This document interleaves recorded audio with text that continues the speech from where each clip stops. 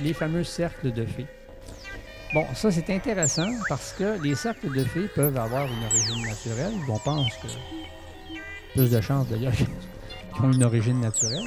Et on va voir plus tard qu'il y a d'autres origines qu'on n'arrive pas à expliquer. Alors, parmi ceux qu'on arrive à expliquer, ce sont les cercles de fées que vous voyez en ce moment, qui sont causés bien souvent par un arbre qui a pourri. Il ne reste que la souche. La souche pourrit, évidemment, avec le temps, et favorise l'éruption de certains types de champignons à cause des bactéries qui se développent là-dedans. On ne parle pas juste des amanites, mais plein de sortes de champignons. Je ne suis pas mycologue, je ne pourrais pas vous en dire plus qu'il faut. Mais on s'aperçoit d'une chose, c'est que les cercles de fées s'agrandissent d'année en année. L'atterrissage d'un OCNI est possible dans un champ. Qu'est-ce que ça fait si ça atterrit?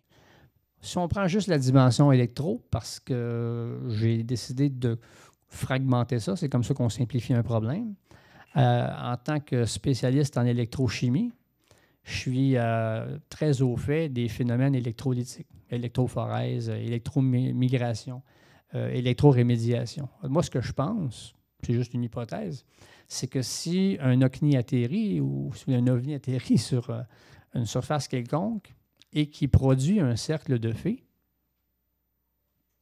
par la suite, enrichissement de la zone centrale plus apparition de champignons, on peut dire d'amanites parce que c'est un des plus connus, des plus répandus, c'est peut-être possible s'il y a eu électromigration de certaines matières organiques polarisables ou polarisées à l'intérieur du sol. C'est comme ça qu'on arrive même à chasser, à nettoyer des sols contaminés. Donc, on plante des électrodes à l'intérieur du sol, on applique une différence de potentiel, il y a une migration qui se fait, ça change la nature du sol, évidemment.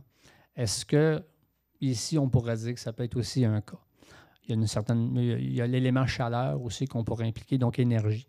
Alors, vous avez donc effet de tassement. Je déplace l'air. Donc, azote, oxygène est tassé. Je déplace de l'eau à cause de la chaleur. Je repousse ça vers les bords de la trace du vaisseau spatial.